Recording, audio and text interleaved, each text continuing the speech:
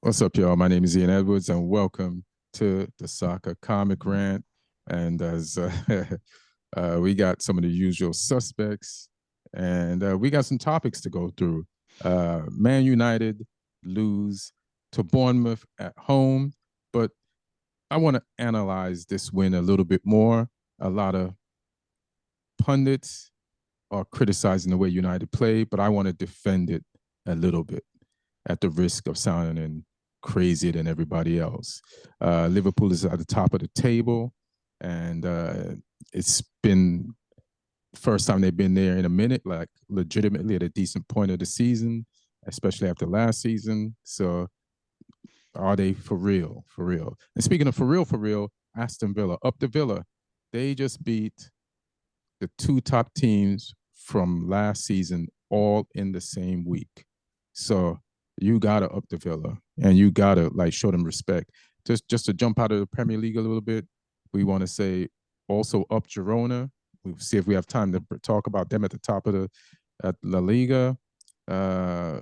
Chris Wilder's back, winning for Sheffield United.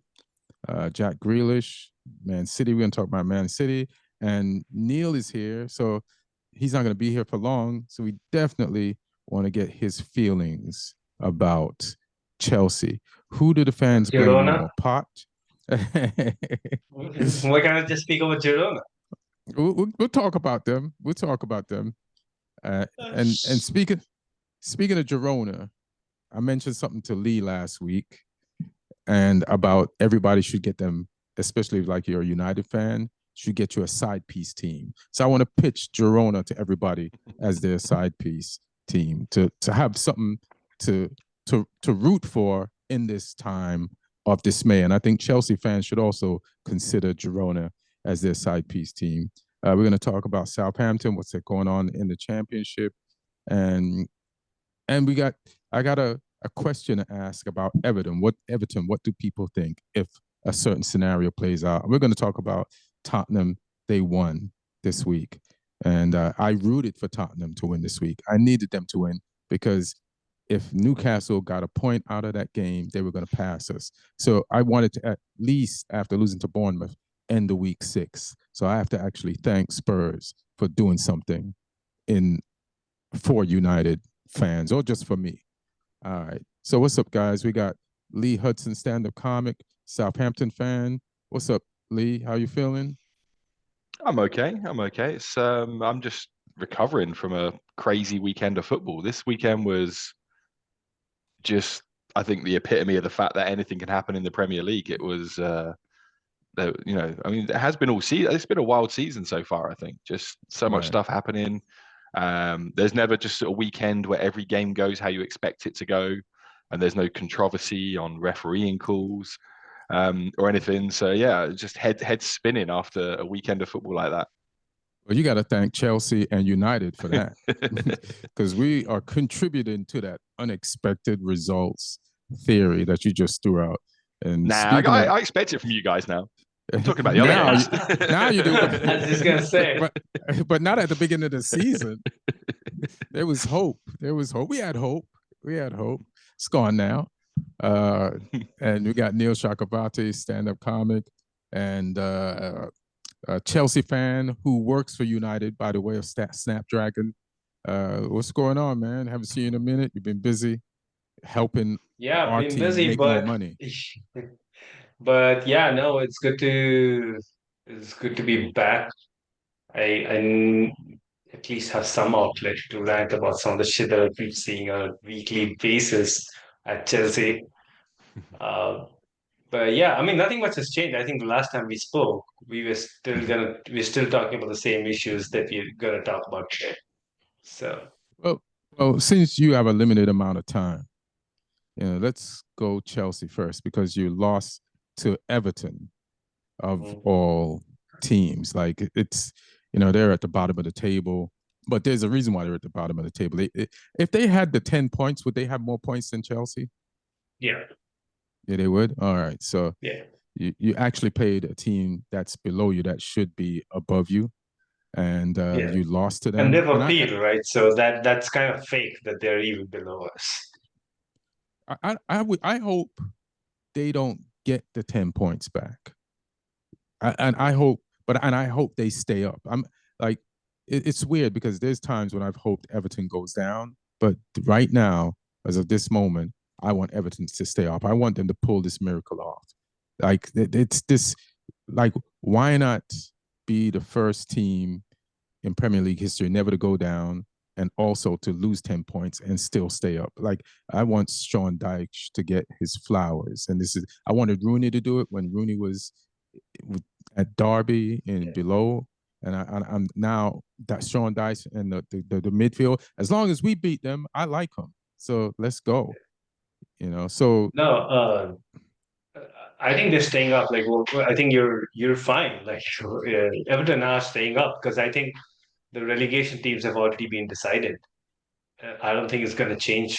There's a 4-point gap between 18th and 17th, and yeah, I think it's going to stay that way. Luton, Burnley, and Sheffield. I don't see them getting out of that bottom three. You think so, man? Sheffield just got a new coach, and he's an old coach, and he has Premier League experience, and he just got a win this weekend.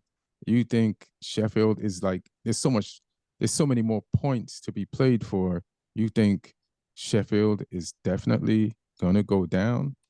Well, the thing is, like, let's look at the ones that are closest to that band, right? Like Everton, they're on the up and up. They already have a 4-point lead over Luton on 18th, and they're on the up and up. So you can expect them to only get not get dragged back into that battle. The other couple of teams are Nottingham Forest, who almost every now and then have a great game. Then there's Crystal Palace. Crystal Palace is probably the most vulnerable among all of these teams because there doesn't seem to be a lot of really good games, although they have a decent defense. And they've had a decent defense for a couple of years now. And then above them is Bournemouth, who, Bournemouth's tough team this season. They've taken points off a lot of good teams. They have in Solanke somebody who's scoring a lot of goals.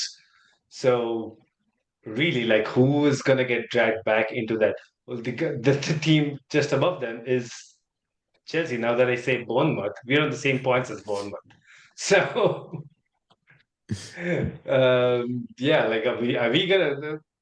I mean, to be absolutely brutal, Chelsea has as good a chance of being dragged into this relegation battle as any of these other names that I just said. I can't even say you're crazy. That shit might happen. And since I don't think we'll be dragged into a relegation battle, that's why I don't think any of these teams will be dragged into. I feel like Crystal Palace, of the teams that you mentioned, it's a possibility. Yeah, I think Forest. Forest. Yeah. I feel like why?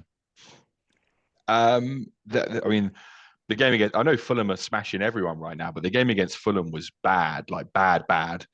And I know they pulled it back by drawing against Wolves this weekend. But I just feel like they're not quite, since they lost Brennan Johnson, our knee's been injured as well. I don't know, they just look a little bit ropey. I think like they're out of, I still think it'll be, I agree with Neil. I think it's the three teams in there right now that will go down. I think it's the three promoted teams. But I feel like out of all the others, I think Forest, they got the worst goal difference as well out of all the rest. I feel like Forest are the closest to getting sucked into it as it stands. But who knows? Like you say, they got every team in that cluster has got players that can, turn it around for them. But I feel like the bottom three are the ones who have got the least going for them. Yeah, I mean, Interesting. I was just gonna say they're the most likely suspects, but who knows? Yeah. But go ahead, Neil. No, I was just saying, how like last season was probably the first season that none of the three promoted teams got relegated. And this time it's a complete 180. Like, all three teams that were promoted might actually go down right away. Right. So that just shows that basically we got our 17. The 17 teams that are Premier League worthy. So Everton beat you guys, Chelsea, 2-0. And I forgot whether the game was at Everton or at Chelsea. I think it was at Everton. And, Everton, we thought the first game of the points deduction, they'd like come out like no holds barred, swinging, like we're gonna pay everybody back. We're killing everybody. But it didn't happen. Luckily, Manchester United got the win. But then you guys came through, and the week before, another team came through and they beat that team, and now they got you. But what's the feeling at Chelsea with the fans? Like, who do they hate more? And I might have asked you this question back then, but I don't know if the temperature changed. Bohley or Pochettino? I think definitely Bohley, because he's had previous, right? Like it's not just Pochettino. It's Potter before that, Lampard for a bit, Tuchel before that. I think people are finally waking up to the fact that this is a project without it's a project um, without a certain it's less of a project, more of an experiment. So with the project you have a certain plan. This is where you see yourself a month down the line. This is where you see yourself 6 months down the line, season down the line, 2 seasons down the line. The way this project has been built is so bizarre that there are no milestones to look at. There are no um, parameters to judge anyone by. Like you can't isolate any one thing as the problem. So I find it very, and I've been saying this for a while, and I finally see like a lot of fans are agreeing to it, that it's kind of silly to blame any of the players or the manager right now, Right. because the real issues at the club are greater than any of these guys. Like if you see like certain moments, right, even in this game, we come into positions where maybe we can do something, but then there's so much lack of composure in defense, in offense, that if this was a normal world, if this was a normal world where any of the big six teams, you'd have like 8 or 10 experienced players who have done it at a certain level, and then you have a couple of players who are raw, and then you can excuse for them and maybe hope for things to get better with more game time. But this is a squad that's filled with people who are just not built to succeed at this level right now. And the problem with building a squad like this is that since you aren't going to be winning right away, you're always going to be reset. That you're never going to reach that next level, because if Pochettino finishes mid-table, which looks likely that he is going to get the sack. It's not his fault, but he is going to get the sack.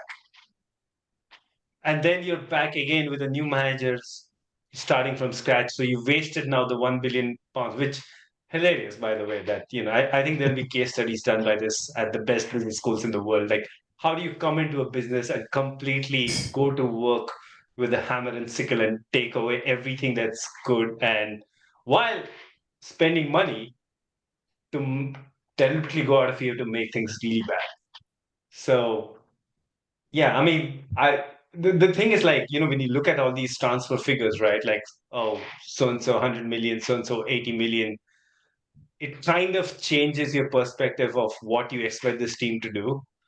But if you'd sat a group of Chelsea fans, say 3 years back, 4 years back, and showed them these profile of players, they were all said, yeah, this is a mid-table team. So we are getting mid-table results. And yeah, and like at the beginning of the season, like when you're like finishing last season, Pochettino was announced as the manager. My realistic aim for Pochettino was to be um, in that fifth to sixth. I wasn't expecting top four. I was expecting us to be fifth to sixth. But anything lower than that, I thought it would be a failure. But that is assuming we did everything right in the transfer window to give him the tools to get to what is the realistic expectation from him. We have three big needs. Everybody knew it. One is the striker, Chelsea couldn't score goals. One is the keeper. We didn't have good keeper. We didn't have a DM. What did we do to address these three? For a striker, we got Nicholas Jackson, who's practically been unheard of till the last few months of last season. He had like a brief spell where he scored a bunch of goals, so we got him.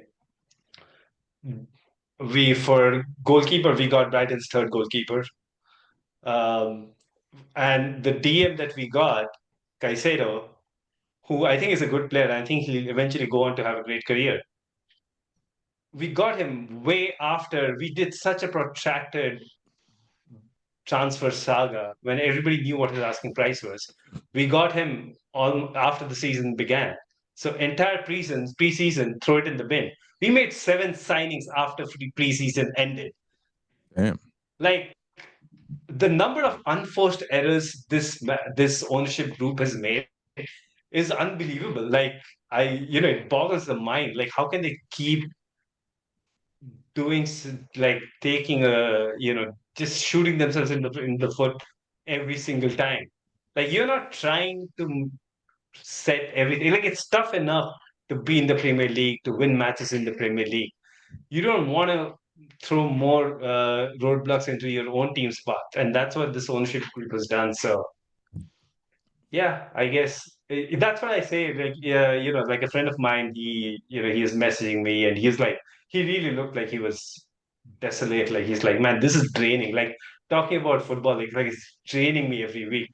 And I'm like, just think of it as a social experiment. Like, get excited every weekend to wake up and see what's going to happen in the next episode of Squid Games. We all know what's being shown is diabolical and it's tragic, but it's still fun to see, right? Because it's an experiment. Like it's not real. It's a positive way to look at this. Like, just to be positive for you guys. Yeah. Like, and I said this before. Like, I feel like most games you win the XG battle. Most games, Yeah. right? And if you go back to the coach that you fired before Pochettino and his team that he was at before Brighton, like when Brighton was struggling to become the Brighton that they are now, they definitely dominated the XG score. They had the XG score title, like, put them probably like they'd be 4th if they converted their XG at the end of the season, So I feel like you can look at it the way you just described it, which is fun, but you could also look at it like, because you mentioned the team needs 8 players with experience, and you do have some injuries. So if they don't fire Pochettino, I'd be happy if Chelsea fires Pochettino next season if they finish mid-table. But I'd be happy because I'm a United fan. I'd be worried if they kept him because I feel like they could turn that Brighton Hove corner with the pieces that they got now, some injuries and one good buy of a striker at the, they got the money, maybe, I don't know, sell somebody, do whatever they can to get some money. You could be fine. I don't think, these results are not typical Chelsea results, but you don't have to, you've already panicked. The last thing you need to do is panic some more. Now you need to calm the fuck down. And everybody just like, let's do 1 or 2 key moves to put this going in the right direction. Now, there's a question I want to ask Lee, and I mentioned this to you before the podcast. So Everton has been deducted 10 points, and they beat Chelsea, and they beat the team the week before. And if Sean, my question, first quick question, if Sean Dyche survives, right, and Everton survives, is it like winning a title? No. No, no. It's a big achievement, but it's not as big as winning the title. But when teams like survive at the end of the season, their celebrations from their fans are usually bigger than the teams that wins the title, or just as big. And it depends, my question. though. All right, so let me ask you another question, because I thought maybe the answer that I'm looking for is dependent on the answer that I wanted from this question.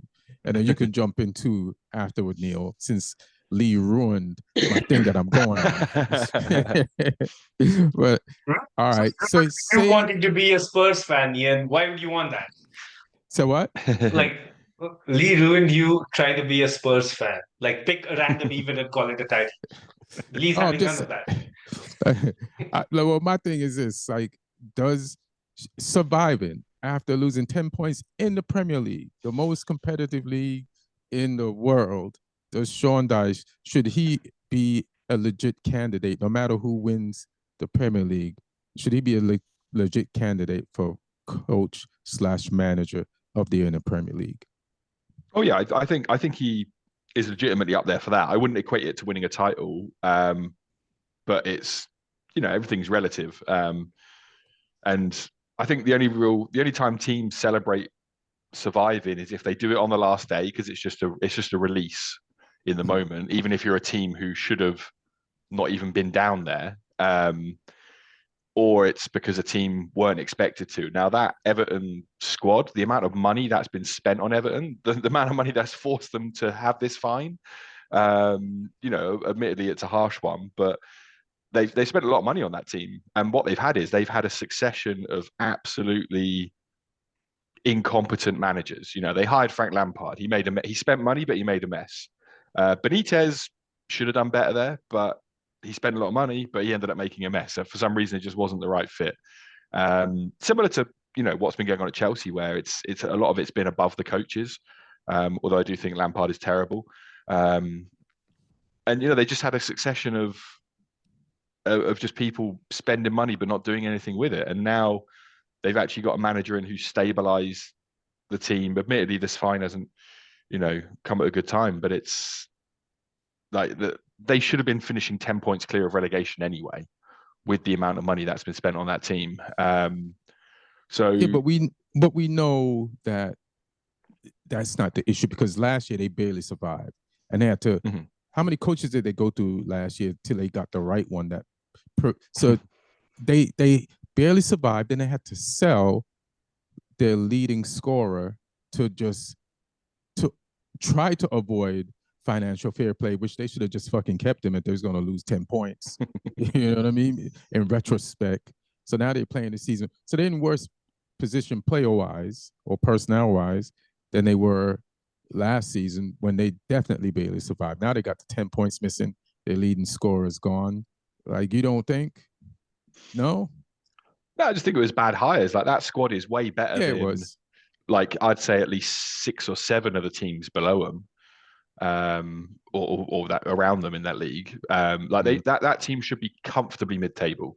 The squad they've got, like the fact that they were in a relegation battle the last 2 seasons is, like I said, that's on the club and the previous managers for all being grossly incompetent at their jobs. You know, Dyche is experienced. He's come in, and it's a great job that he's done. And I do think that if he leads them to top half of the table, yeah, call him manager of the year. But like I say, that team should have been finishing 10 points clear of relegation anyway, really, if they were managed properly, which they are now being managed properly. All right, so there is a way that he can win. Like, if it's not just survival, but top half, then manager of the year. All right. Yeah. All right. I see that. All right. That's reasonable. That's reasonable. Because I mean, if you look at the table, they've still lost 7 games this season, which is the same as all the teams around them. They've just managed to turn a few of the draws into wins that the other teams around them haven't, but they still lost the same amount of games as like everyone immediately around them, like Wolves and Bournemouth and people, and Forest. I think even Forest, they've some of those games they lost. Amount of games. They XG'd a lot of teams, you know, and they actually played well. And we got to bring Chelsea into this if we're going to start going on XG, because Neil should be top of the league. But the thing with Everton is, even before the latest round of wins started coming, I've been observing their like the XG that you mentioned, Lee, and then the big chances created. They were right up there for a while. Yeah. So, which, knowing what Sean Dyche, what we've conventionally known of Sean Dyche, was, you know, now you're actually seeing a different facet to his coaching, to his strategy, to his technical, his management, that whatever the future holds for Sean Dyche, is that something that he isn't somebody that you just sideline when the conversations about the next jump for his career comes about. So yeah, and and also like about Chelsea's XG. I know that used to be happening, but I think what has happened is for the longest time, that's why I give Pochettino so much credit that he managed to keep a team functioning and performing to a good level for this long. But I think since the Newcastle game, even that the wheels have fallen off of that too. Like we aren't even creating a lot. We aren't, we aren't winning those XG battles. So yeah, I think it's finally getting to even points where you can't question Pochettino. But my point is like he has been given such a rough set of tools initially that he is essentially doing what he's supposed to do, which is mid-table. Yeah, they asked him to paint the Mona Lisa and cut 3 fingers off his hand and said, make sure this looks exactly like her. And also gave him a stopwatch, set the timer on, and then have him start 5 minutes late. Yeah, I still can't feel sorry for him though, but I feel like Chelsea would be all right. But the smart thing for them to do would be not to fire him at the end of the season, no matter where they finish. You are Brighton Hove of a few years ago right now. Just like I was talking to Lloyd this week, and I was like, it's funny, like right after the Man City game, which was a midweek game, and they balled the heck out of Man City. They balled them.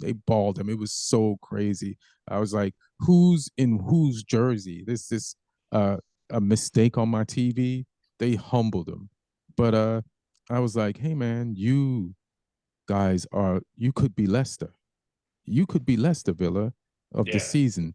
And it's funny, they were all the way in a bar in England, and they all have already, before I said that statement to him, looked up the amount of points Leicester had at this point of the season. And he said, yeah, we are ahead of them. We're ahead of the points that Leicester had at the same point of the season, the year Leicester won. So this is a developing thing, but there's a point in that Leicester season when people started taking them seriously.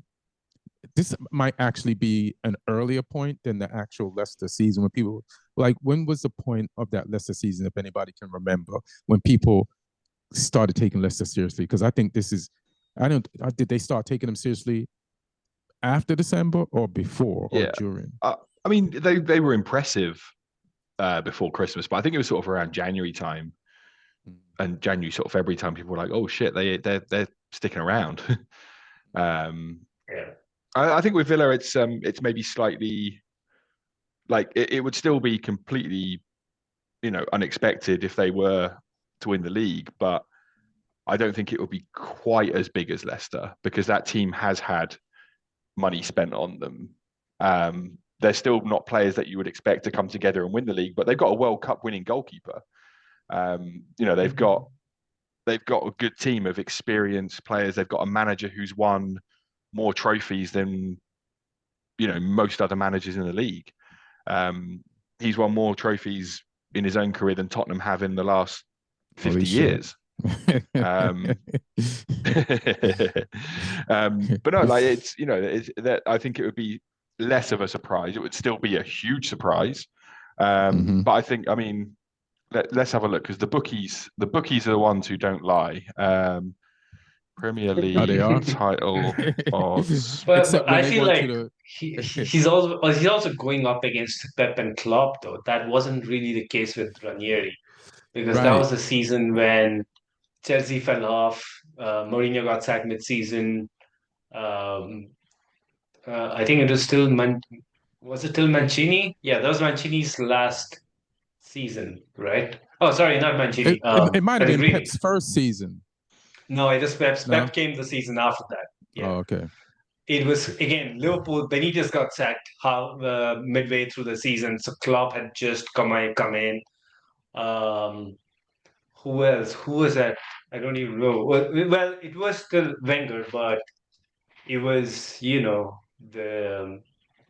the dying embers of Arsene Wenger. He was just about having it's probably his last chance to do something, and then it was Spurs, which that's all you need to be said about that. So, but I think you both have a good point. But then Neil's point makes it just as hard, just as much of a surprise that Villa wins because of the amount of competition compared to back then. For Leicester when they won. But what are you going to look at? To a degree. The thing with Leicester is yeah. As I say, I looked at the odds. Leicester to win the league, 500 to 1. Back in that season, 5,000 to 1. 5,000 to 1. Villa to win the league this season at the start of the season was 250 to 1. Okay, what's the worst odds for this season for somebody to win? They're currently 16 to 1, Villa. Okay, Lee. So what is the worst odds for somebody to win the league at the beginning of the season? I'm guessing it would have been Luton. Yeah. Let me see what they were. Luton Town title odds. Because I just want to see. They were 5,000 to 1 as well. Oh, okay. That's like I just want to see if the bookies have done some sort of correction in their own models since what happened with Leicester. Yeah, but I mean, if you remember like what happened with Leicester the season before they won the league. Yeah, the whole Zola Watford team almost got through at their expense, right? Like that crazy goal that guy scored at the end. Oh no, that was when they won a bunch of. I think. Yeah, they won a bunch of games. They were almost relegated the season before, and Villa weren't that. That's the season. Villa. When Emery came in. Yeah, a few seasons ago, Villa stayed up by like 1 point after they came up. So, so it's still there's some similarities there, but I see what you're saying. Yeah, it would still be huge. I think anyone outside of the traditional clubs or the recent big clubs as well, City, Arsenal, Liverpool, they're like weirdly. Would it be more of even more of a surprise if Villa win this year than if United had won it this year? Even though Villa probably have a better performing squad on paper. You know why? I'd agree with you, because at the beginning of the year, I had Villa in the top 6, so it's less of a surprise than Leicester. But those last 2 matches, kind of like, just because they're so recent. It's really like pretty impressive, and now they're sitting. Oh yeah, it's. I'm not saying don't want to take too much away from it, because what they're doing at the moment is incredible in light of the competition they're up against. Right. I mean, they just beat City and Arsenal and Tottenham back to back almost. Well, there's a game in between, but yeah. And then since we're talking about Villa being second, let's talk about Liverpool being first. They just beat Crystal Palace.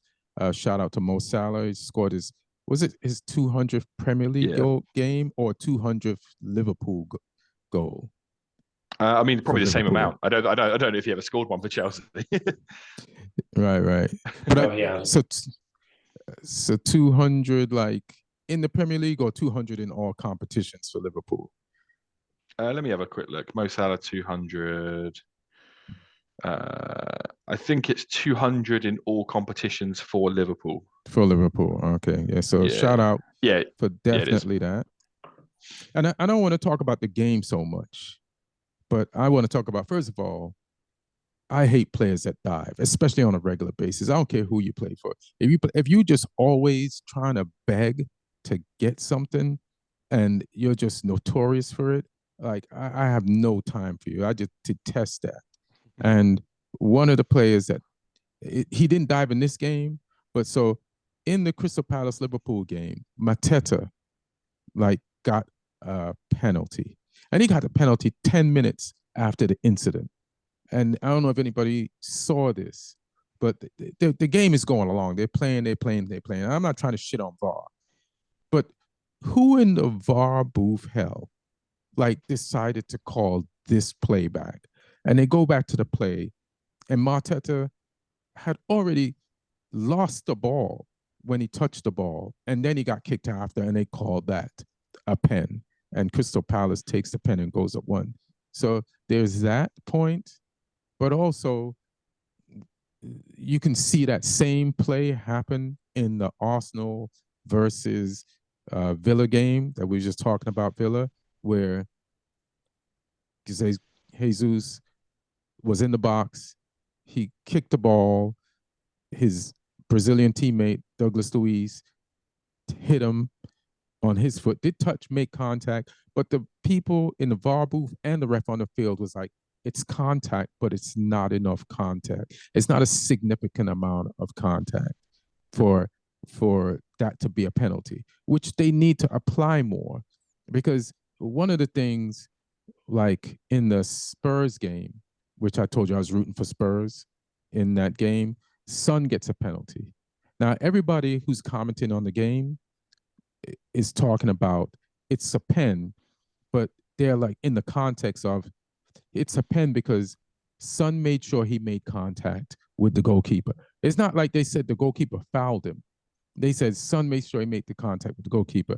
And then the ref sees that too and calls a pen. So I'm saying if the commentators know it's a pen, why didn't the people in the VAR know that it's Son making that effort to make the contact and just eliminate it? Because these things will help to eliminate people like Gabriel Jesus and what Son did to keep doing that shit. And then, like, didn't a Chelsea player got a yellow card? Was it in the Chelsea game?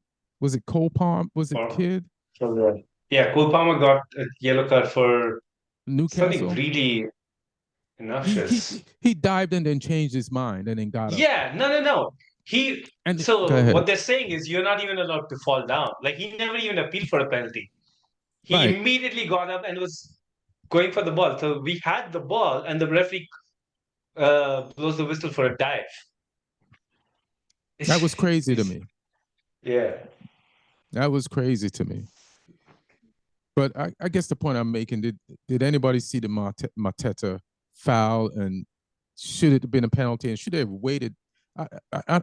Listen, I want to trash how long VAR takes. But for VAR, I want to trash them going back and being like, that's a pen. You know, that's bananas. I mean, the two incidents were, that's one of the problems as well, is just the inconsistency, because the Jesus one and the Mateta one, they were the same incident, essentially. You know, as a defender swinging for the ball, the player puts his body in the way, takes the contact, goes down, kind of thing. And under the laws of the game, it is a penalty. I don't like those ones. But it is a penalty by the rules. But in those ones, I don't think the player is doing anything in those ones. The player isn't trying to get to the ball to score. They're just putting their body in a place where they can take some contact. But the player is still making that contact, which then puts them at fault, kind of thing. You know, it's like if you're, I don't know if it's the same laws as it is in the UK, but like, is it here? Because like, if you're here and you drive into the back of someone's car, even if they were driving like a dick, it's you who's at fault because you've gone into the back of them. You should have been given enough space for yourself to not hit that person. So even if that person has done something stupid, if you drive into the back of them, your insurance has to cough up because it's not their fault. It's kind of like that, in my opinion. Introduce penalty insurance in soccer. Is that what you're saying in the Premier League? Yeah, well, I'm just saying that sometimes, you know, it's not your fault, but you've made the contact in a certain way, so it is your fault in the eyes of, you know, the rules, and that's what it is in those ones. I don't like that because, like I say, it's not that they've stopped the striker from scoring a goal in those instances, or even getting to the ball, because that player is just putting themselves there. But like I say, on the other hand, the defender is swinging in those instances. And if you're swinging and you're hitting a player and not hitting the ball, you're liable to give a penalty away. So it's it's an annoying one. But they should have given the decision both the same in both the games. Right, which is no pen. No, which is a penalty. I don't like that it is, but it is in both cases. Nah, bro. They made the right decision in one game, and it was the no pen. Because it'll make players, there's going to be contact. Contact doesn't mean foul. Contact doesn't mean penalty. It is a contact sport. So if somebody in the box is just going to feel somebody and then go down, fuck that guy. Like, for real. In both instances, though, the players are swinging for the ball and didn't get the ball. So if you swing and you miss, but you hit a player, it's a penalty. I don't like that it is, because I don't think it's stopping that player from doing anything in those instances. But it isn't. By the rules, it's a penalty. Like the Son lost control of the ball. So now he's just hoping, because the keeper went for it, he stuck his leg out and made sure his foot dragged on it. That's not a foul. That's you going down. That's a dive. You know what I mean? Just because you made the keeper touch it, that ain't no foul. Like I said, in all these instances, though, it's the, like, it goes back to the player giving the ref a decision to make by overdoing it, going for the ball and not even getting it. And that's the thing. Like, players need. It's a poor decision making from the player involved, and they leave themselves open to it, even if it's not necessarily always their fault. I would have gave Son a yellow.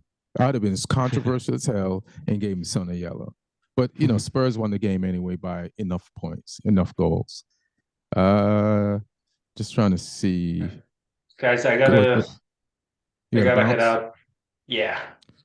Well, thanks for joining us, man. It's good to see you. It's been a minute. And I'm glad you came on at a tough time for your team, but I hope this was therapeutic. Always. That's the only time. Anytime I come on will be a tough time, because that's the only times we get. That's hilarious. All right, fam. All right. Bye, Lee. All right. Yeah, see you guys. All right, peace. I'm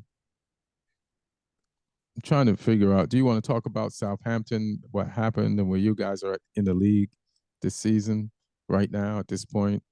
Who's on your back? Who's back you on? Is this because you just want to put off talking about United for a little bit more? Oh, I forgot that I didn't talk about them, but yeah, we'll talk about United right after. I do want to defend them, so it's all good. Fair enough.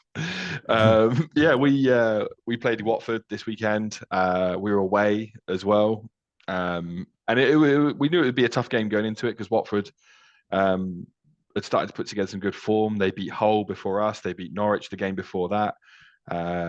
They lost to Leicester before that, but that wasn't really their fault. They had a red card in that game. But they won 5-0 the weekend before that against Rotherham. They've been on a good little run of form.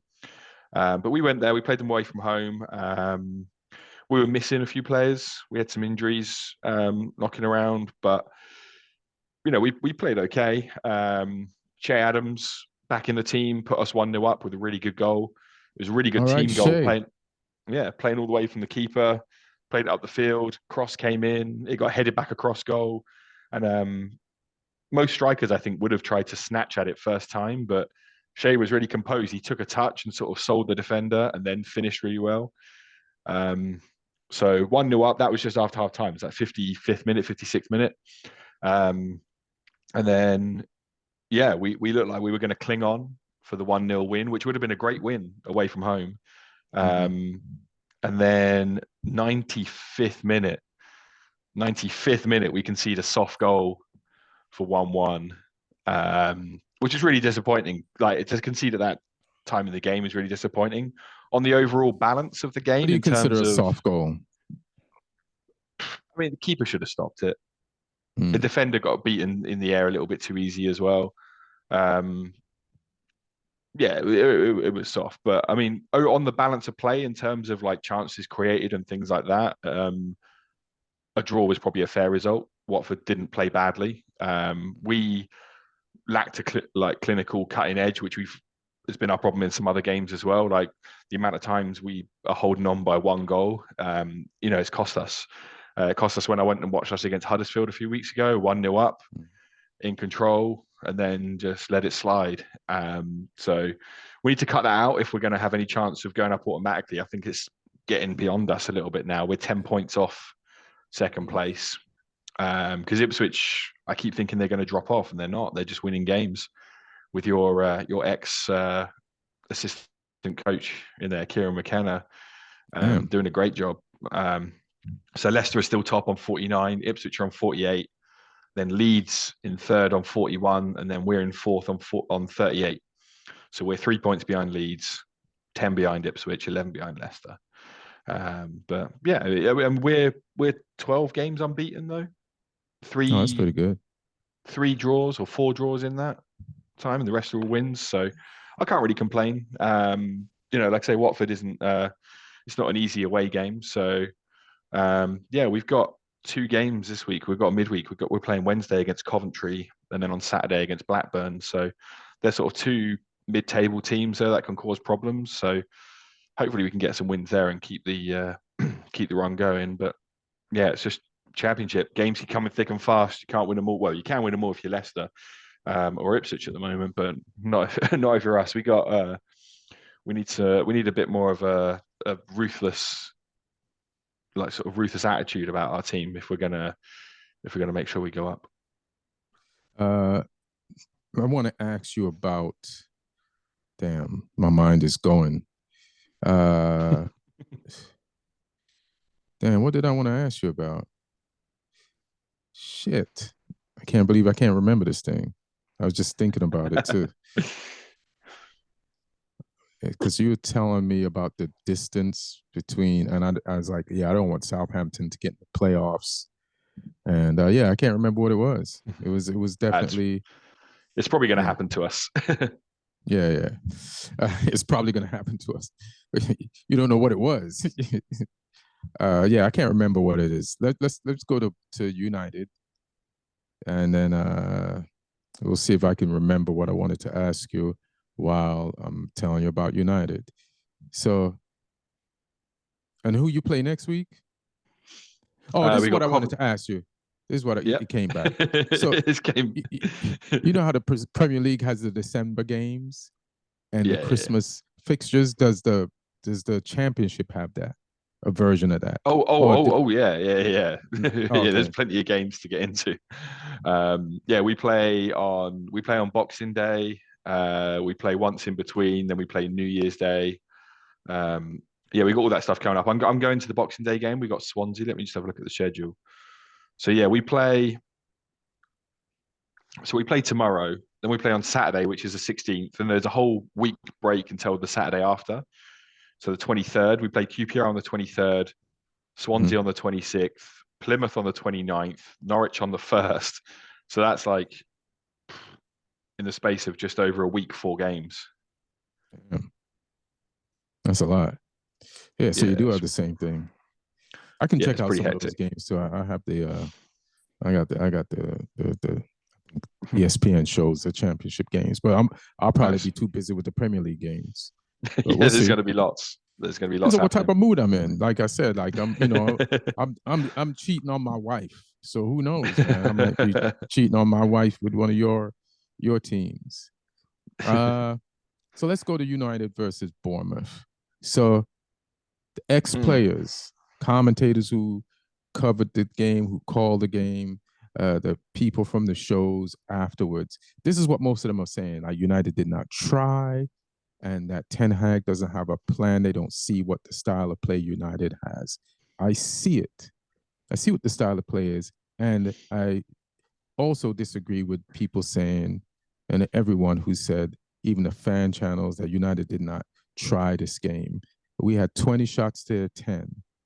We had the ball 69% of the time. They had it 31. What they did was they had 4 shots on target.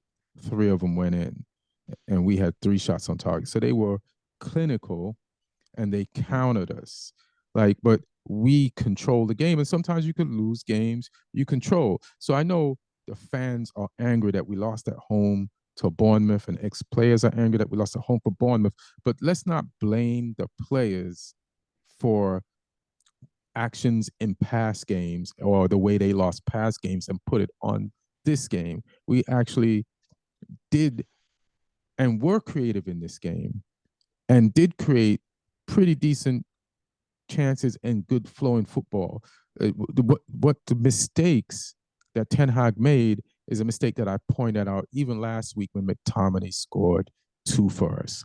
Like, Ten Hag is trying to repay McTominay for bailing him out in games earlier this season by coming on and scoring, and by scoring like last weekend or midweek 2 goals against, I forgot if that was Everton or Chelsea. I think it was Chelsea.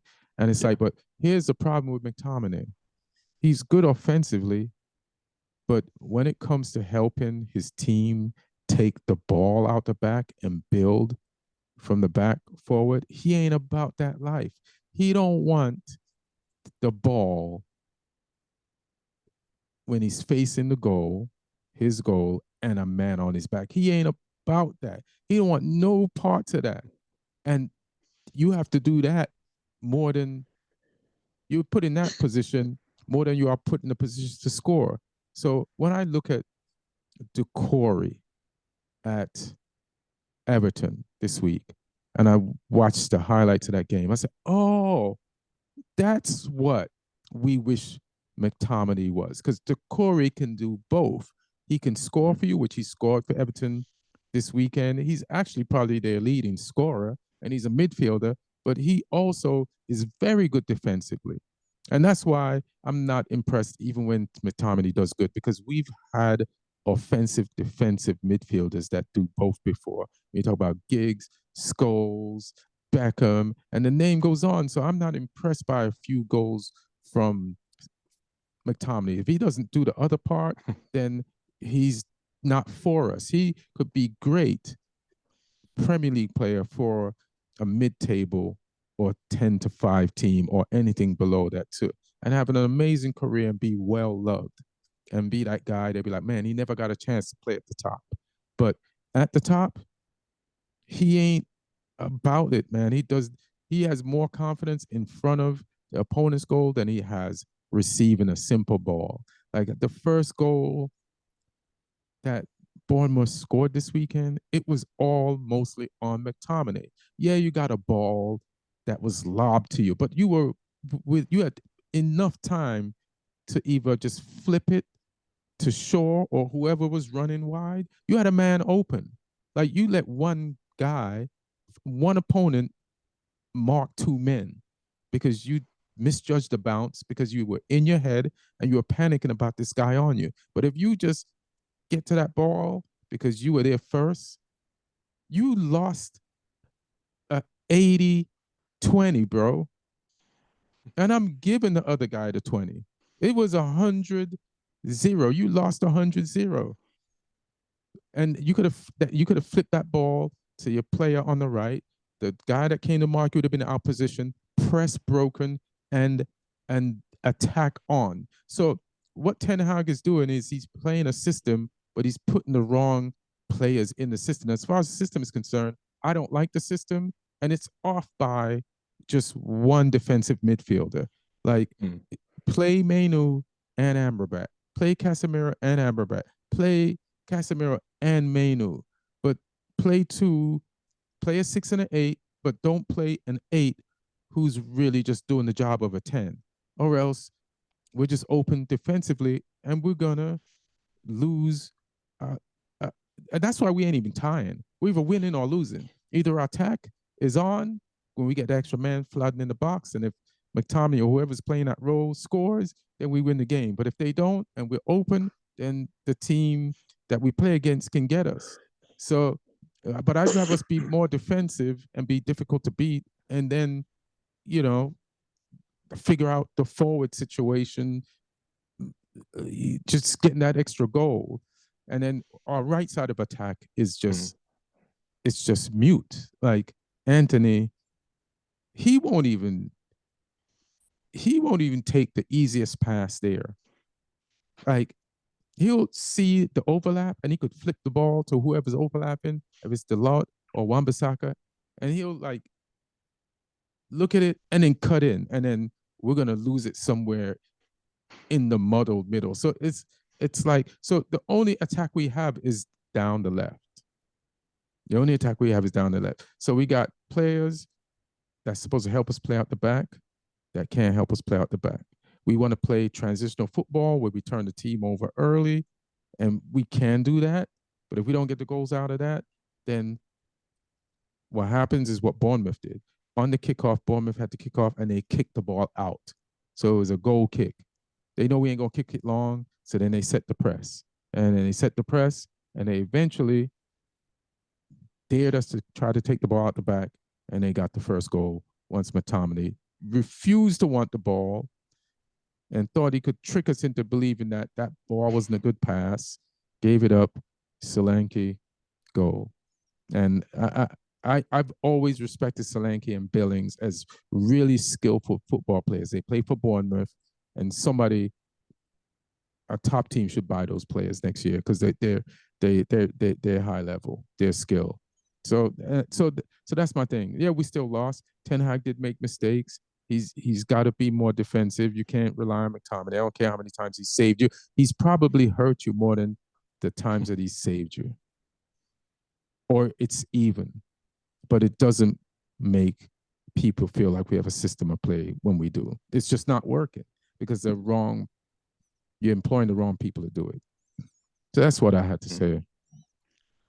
Yeah, I mean, I watched that game back, and I agree with you. Like, if you're gonna go that gung ho and that attacking, like you need to make sure you blow the other team away.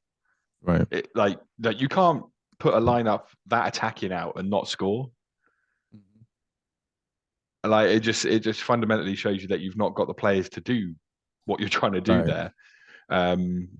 And yeah, I mean, like you say, they didn't have many chances, but the ones they did have, you just were quite open on them, and you weren't like the defensive element wasn't really there.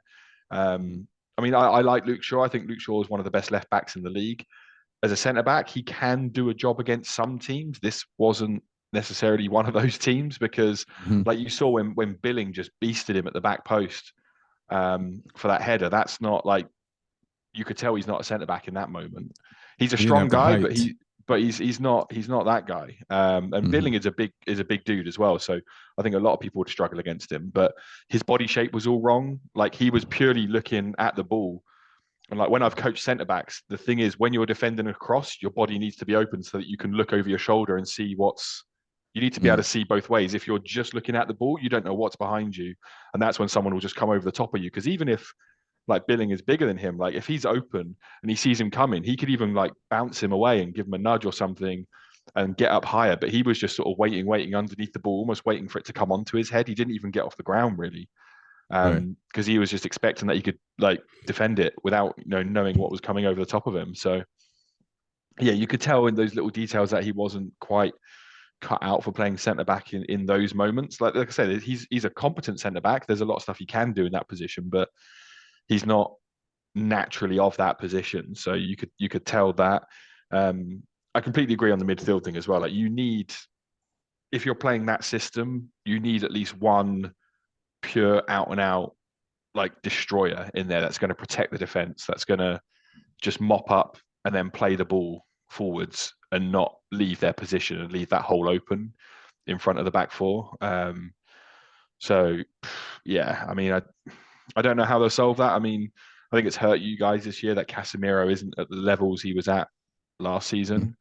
And then you've not really found a solution for that. I feel like there's players in that team that could be coached to do that role. I don't know if they're ignoring what Ten Hag's saying. That's the thing. Like, you don't know what's going on the training ground. I don't know if they're just ignoring him, and if they are, then he shouldn't pick him. Right. But it's weird. Like he trusted the youth more at in Ajax than he did at United. Like I've seen youth players go balls for the walls for him, but he doesn't trust them to do it on a consistent basis. Like I'd play Hannibal over McTominay any day. I don't care how many goals McTominay gives us. I just know overall Hannibal will just give us more effort, and that'll turn eventually into something. I think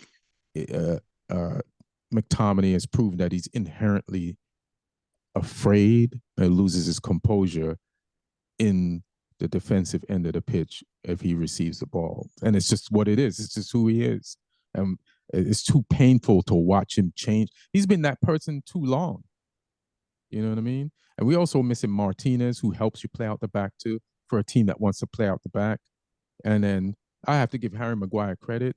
Like, I felt like he had a good game this game. I felt like midweek, he really had a good game. Like, he did not do that thing where he points to who the person should pass to instead of him and hide behind a defender so you can't pass it to him. So I'll give him credit for that. For people that feel like I'm really going on Maguire. But Ashley Williams actually pointed out what I was saying on Vibe at 5.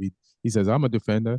I know when somebody's hiding, and Harry Maguire hides, but he hasn't the last 2 games. So Martin's here. Premier League Player of the Month. Listen, I'm a United player, but that shit is crazy. The only reason why I take Harry Maguire as Premier League Player of the Month is so we have a higher selling price. But if anybody believes that for that month, yeah, he was probably one of the best players in the league that month. And I still doubt that. There's had to have been better players. It's like, who votes for that? I'm not sure. That is people feeling sorry for like the abuse that they feel like he's taken, whether he plays for England or United, and people loving an underdog story and giving him that. That is bananas. Even though we kind of have the record to back us up and Ten Hag up being coach of the month, you're putting too much on Maguire. You didn't really watch. I don't know who votes for that, but that's crazy. That is absolute craziness. Damn, Martin, you're here. What's up for Martin? Actor. You hear him on video games and a ton of movies. He's a Polish stand-up comic. And also, you could barely see him. I don't know if this is a witness protection call-in you're doing, but where's your light, bro? Tomorrow, yeah, I have a bad light bulb which I need to exchange tomorrow morning. So yeah. Sorry, Mike. We've already spoken about Spurs, so okay. covered that off. I hope you sing all the praise that they deserved. Yeah, we're going to talk about that. It's pretty hilarious. But so I do want to talk about Spurs. Now, I rooted for Spurs this week. I just want you to know that. And I put that in the chat because of Newcastle. We were 6th, Newcastle was 7th, and if they got 1 point from this game, we were going to be 7th. I didn't want us to drop anymore after the loss to Bournemouth, so I needed Spurs to come through. So this weekend, I was a Spurs fan, and Spurs did their thing. And how do you feel, Martin? And it was a very impressive win against an injured, banged up, very tired Newcastle team. So how did you feel taking advantage of Newcastle the way you should have? Listen, being the banged up, injured team, I didn't expect anything from that game because obviously we missed our best defender and our best creator. We don't have our two most important players on the team. How dare you disrespect Son like that? No, Son is in the 3 out of he's the 3rd one probably. He's one of the 3 most important players on the team. Maybe even the most important in terms of being the captain, in terms of being the leader of the team. But I would say the other 2 are more critical to the game plan. I was very surprised to see that because I counted a potential loss. Although if I look back and I kind of rewatch and reanalyze the games that didn't go well for us in the last couple of weeks, it's the same pattern. We had a lot of chances that we didn't execute, and I think what our coach did in this game, he double-upped. We are like there's a team in the NBA called Indiana Pacers that are just outscoring people, and sometimes they lose, but sometimes they win. They got to the final of the mid-season tournament. And I think with this roster, especially without our best defender, we can only outscore people. We can only win games by outscoring and just going on full-blown attack, which is what we did against Newcastle. We still made mistakes. Like the goal we conceded, the 1 goal for Newcastle was terrible. Like miscommunication, and we'll still have those mistakes. We'll still have those mistakes. But you exchange Højbjerg for Richarlison, giving the second striker pretty much and putting Son in a creative role. And you have still your 2 wings in Kulusevski and Johnson. And we're missing Solomon. We're missing, obviously, Maddison, who is our most important player. for that game plan.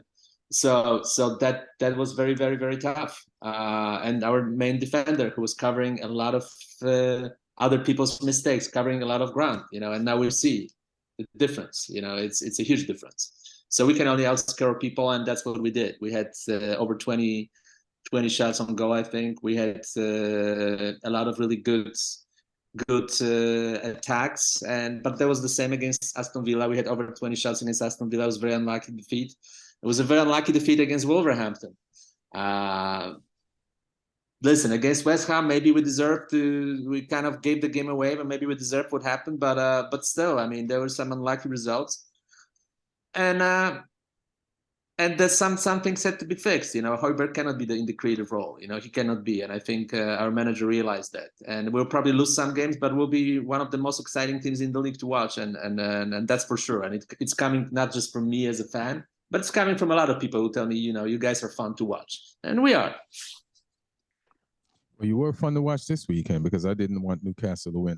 And you guys are fun to watch. And to see your team ball the way it did with the injuries that you had.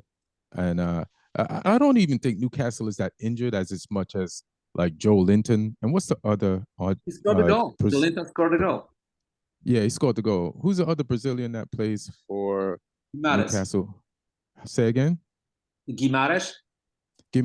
Like they just play too much. But like them dudes need a rest. Even though they still, I feel like, played hard. And Trippier has played so much. He's making huge errors. He made 2 big ones last weekend, and then he didn't make an error this week. But he did. Second goal. He got roasted by Son on 2 goals. So that's the thing. He didn't make a mistake, but especially the second goal for Son, like he actually made the tackle, but not. And that must hurt when you make the tackle and then lose the tackle, and then it results in a goal. Like that shit's gotta hurt. Like I read it right. He tried to shift me. I got there, but he just went through me, passed the ball in there, and made. And Richarlison is so unsure if any of his goals is really a goal. He didn't take off his shirt until the game was over, after the whistle ended, so that he didn't get a yellow and and find out that the goals didn't count. So. And he missed 2 chances. He missed 2 amazing chances on top of scoring 2 goals. So. We missed so many chances in the last couple of weeks. It's crazy. The game against Aston Villa, how we didn't manage to win this game, I still don't understand that. But it's okay. It's okay. Listen, I can understand it. I want to give props for even switching up based on your injuries. How your lineup. He put Son back, took him out the middle, put him left, put Richarlison back, played the 9, and they really got some results out of it. And then that little young kid you got from Forest, he's doing his thing. Yeah. So, yeah. He was very bad against West, but other than that, he was pretty good in every other game. Yeah. Well, listen, we have to wait for Madison and Van der Ven to come back. Without this, our team is not even close to that level. So right now it's just about maintaining it's a damage control. And so I'm very happy we got 3 points that I didn't count on. It's damage control. Pretty much we got back what we lost against West Ham. We should have won against West Ham. I wouldn't be surprised if we lost against Newcastle. We did it the other way around. We lost against West Ham, we won against Newcastle. But now it's damage control. We need to keep getting results. The next game is against Forest. So hopefully Johnson can have a great game because, that's how it sometimes works. That you play against your old team, you tend to prove a point sometimes. Think he'll get booed at Forest? I don't know. I don't think Forest fans are like that, to be quite honest with you. If he went to imagine he would. If he went to Derby County, sure. But I don't think there's a beef with Tottenham specifically. And then we got Champions League this week, right? It's midweek tomorrow. Am I right?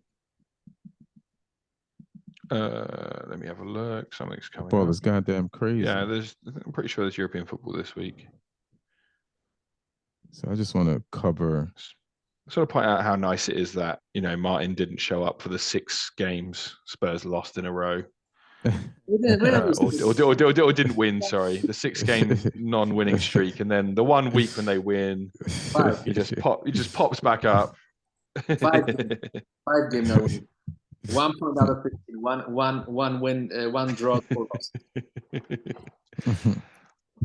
Pretty much, which is pretty much which I predicted would happen without those players. So how come that, what happened with you guys doesn't apply for other teams like United when we have injuries and we drop points? You just had more players to be replaced. It's you didn't. We did.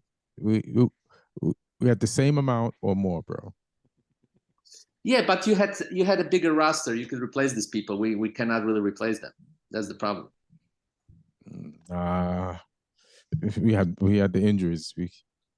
No, but you did have injuries. 100% you did have injuries. However, how you explain losing 3-0 against Bournemouth? I mean, that's unexplainable. Oh, you joined the podcast too late. I just explained it. You can't explain it.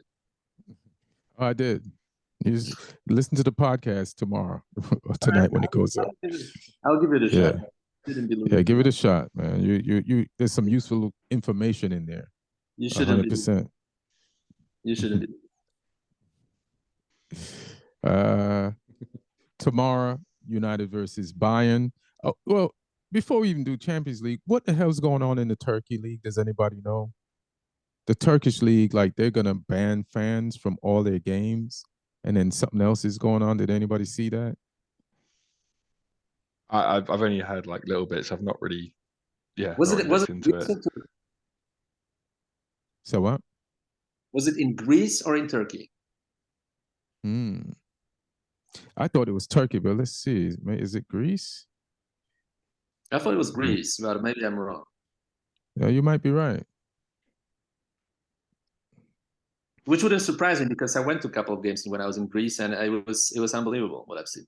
Yeah, it's Greece. Yeah, Greece, okay. For the next 2 months, all the clubs have got to play without fans because of violence. So what's the hell's going on with the violence? I've seen it in my own eyes when I was there. 2000 for the Panathinaikos versus Olympiacos. When I was there for Poch versus Aris Saloniki. Those were like major rivalries. Man, I was like the whole half sector of the stadium is always closed, and they were still throwing stones at each other, like stones. Oh damn! Just read about this. This is because of a volleyball game. What? It was a volleyball game, but it was between 2 teams that have football teams. So it was Olympiacos versus Panathinaikos. Yeah, that's the biggest rivalry in Europe. Yeah, and they had the riot with where the police got injured was a volleyball game, and that's what's resulted in the ban.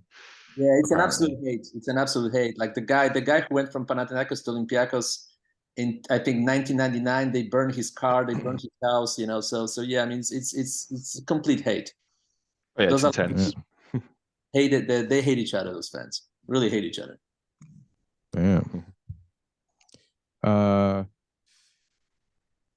think I kind of shouted out Girona a little bit from La Liga, but they're at the top of the La Liga.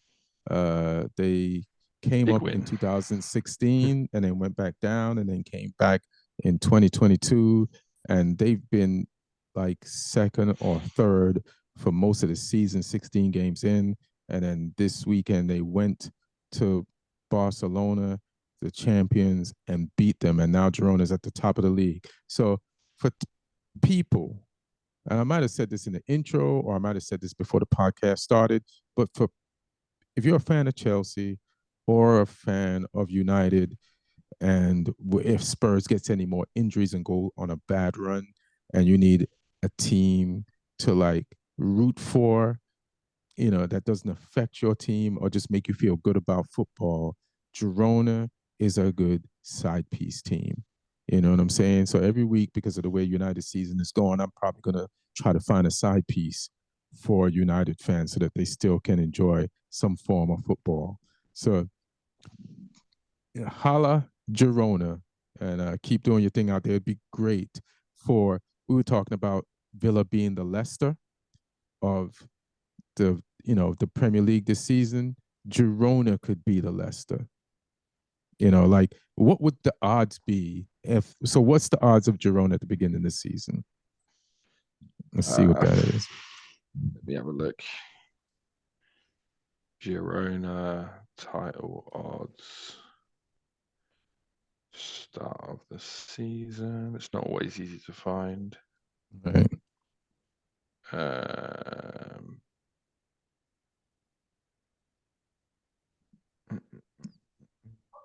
And in the meantime, like just looking at Champions League, like the biggest game is 10,000 to 1. 10,000. Oh, that's 5,000 more. So now I got. How could you not root for them?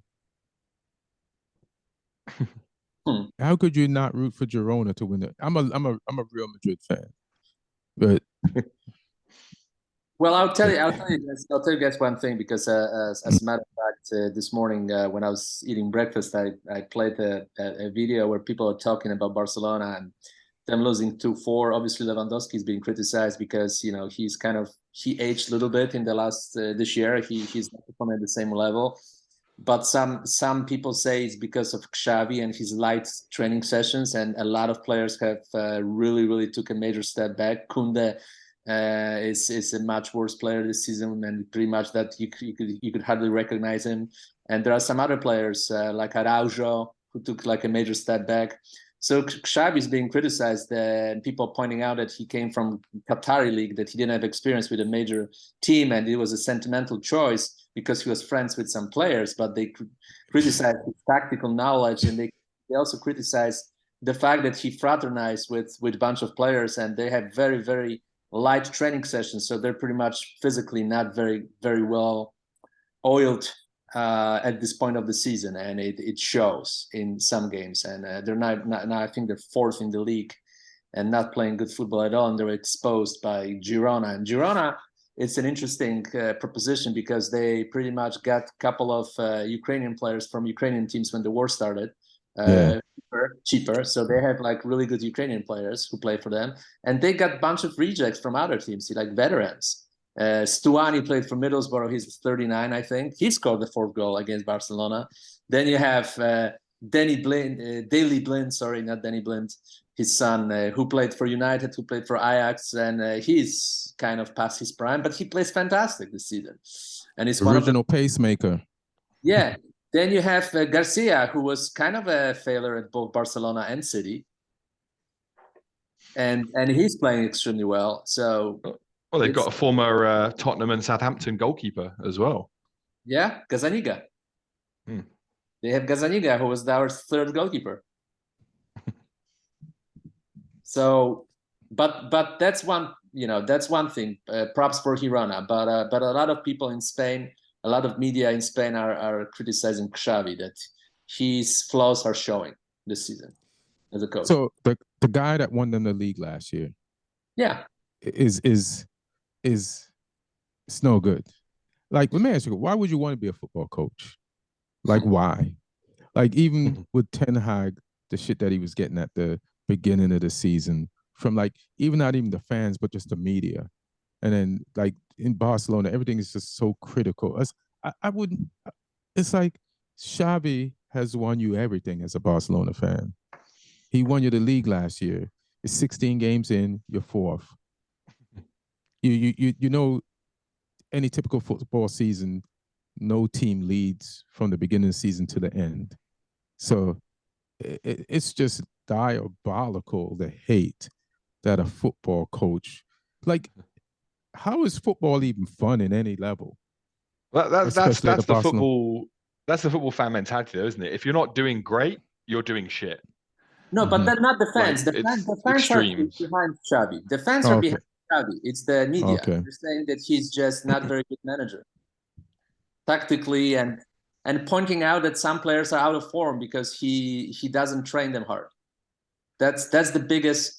That's what I'm hearing. You know, like that's the biggest thing they have against Xavi, that he's friends with players and he's afraid to kind of run them a little bit harder, and he's like, you know, being buddy with them instead. That's up to him to learn, though, as well, because he's a young manager still. Like, he hasn't got that much experience at this level as a manager. He managed for a few seasons in Qatar where you probably could just take training quite easy. And he got something out of those players last year, and this is part of his learning. He needs to figure out why it isn't going right this season, and he needs to be given a chance to make those adaptations. If he doesn't, then he'll lose his job. But I think the fact that he won a title should buy him some credit there. Yeah, and it's just like 16 games. It's not a huge distance that can't be caught up with. And look, but the three pairs you did mention, like I watched that game, and they did have terrible games. Kunde, Rahu, and Lewandowski. His goal scoring total is the lowest since I forgot, like the early 2000s. Like he's normally would have scored way more at this point of any season in a minute. And he had a header point blank at one point, and he could have made the game 2-2, and it came off his shoulder. He attacked it and defended it with his shoulder, and it went out. So he doesn't look sharp. So I don't know what that is. I don't know if it's because he's drinking tea with Xavi, or he's getting pedicures with him instead of training with him. But I think Xavi knows how to make players win games more than the Spanish media. That's my guess. That's my wild guess. You want to do the since Martin's here, do you want to do the fantasy league? Who's where? Let's see what's up. Let's get into it. So Neil is Jesus, where's Neil? Have I lost him? Has Neil dropped now? No, he's still ahead of us a little bit, I think. So you checked him. Oh, and Neil's only just above us. So Neil's in 16th with 862 points. Me and Martin, I was 4 points behind Martin last week. We're now level. We're both on 849 in 18th and 19th place. So me and Martin, we're level.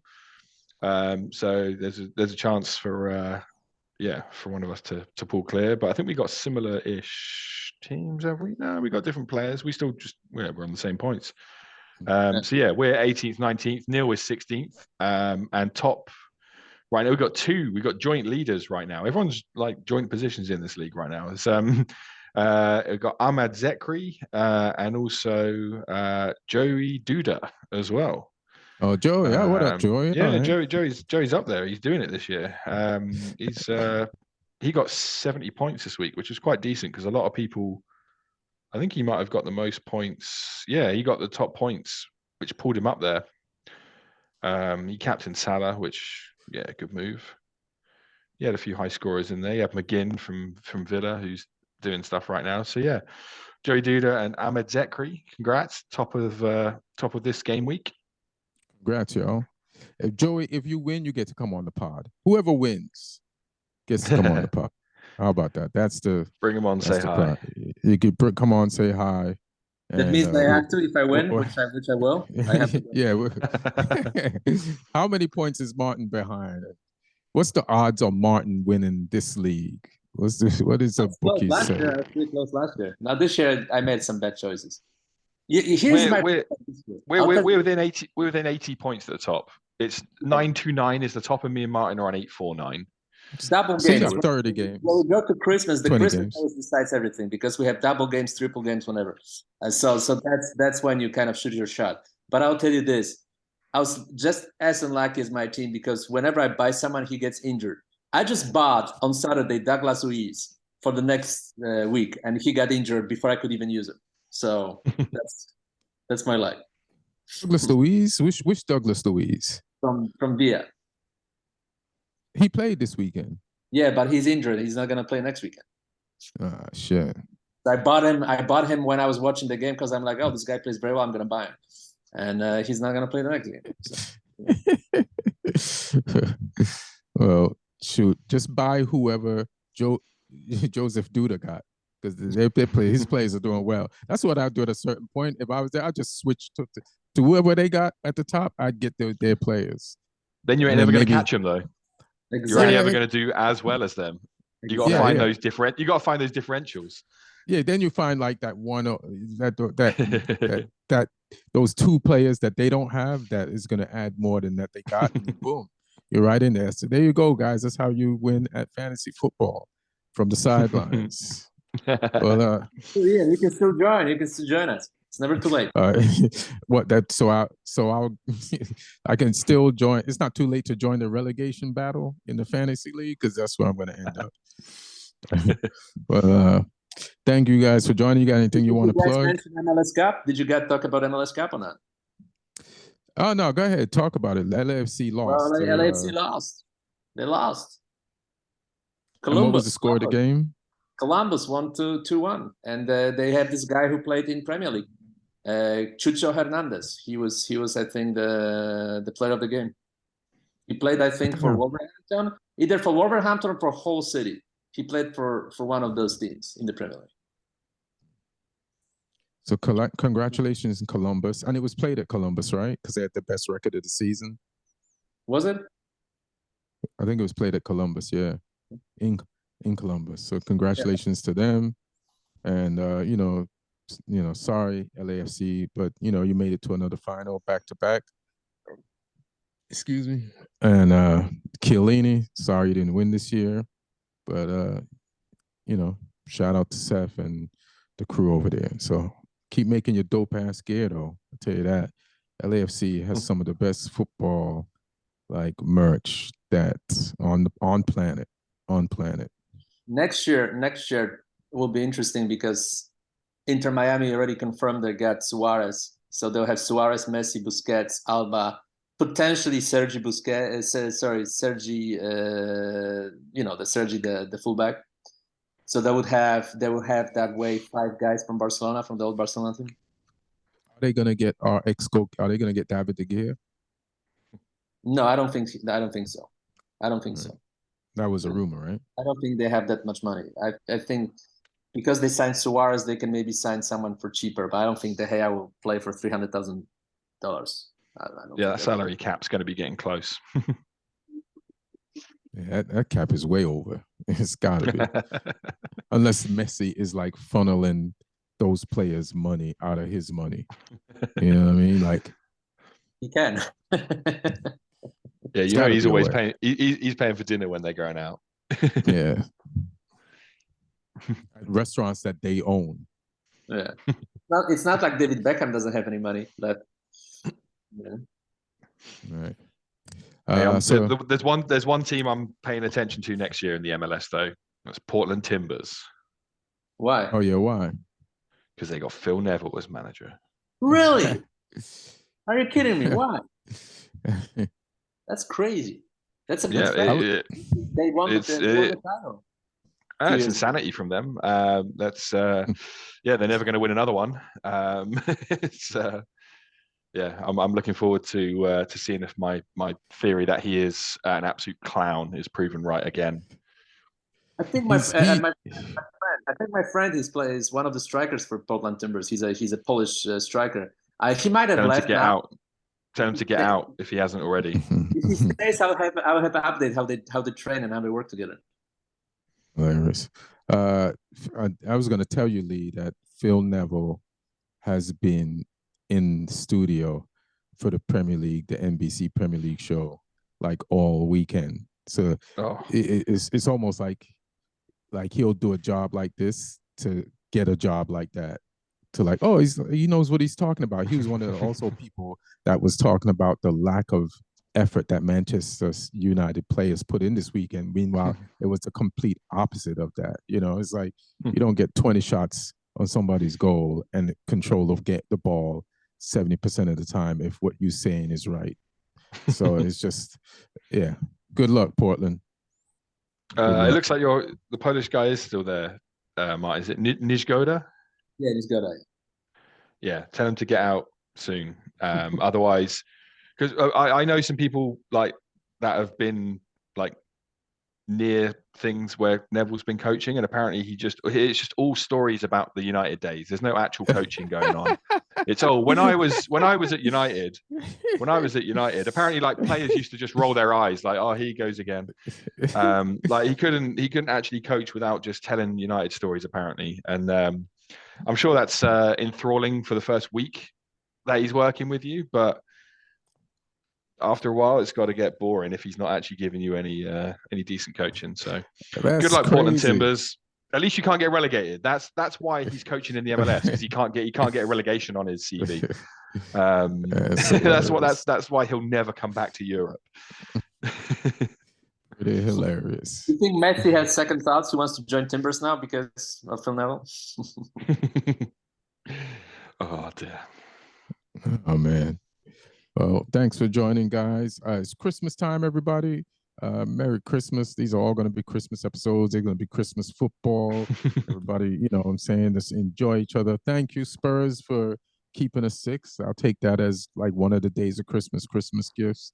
And I hope you lose the rest of the games this season. After that, we've used you. Thank you. That's all we needed. Martin, thanks for joining for the limited time that you could join with your Garnacho haircut in the dark. Do you have anything you want to plug? Not yet, but on the next one. All right. What's up, Lee? Anything you want to plug? Shows? It's Lee Hudson Comedy on Instagram. All my shows are on there. I've still got a few more around the country before Christmas. I got some shows mainly in London, like between Christmas and New Year's as well. And then a bunch of stuff next year, a bunch of comedy festivals next year as well. So it's all on there.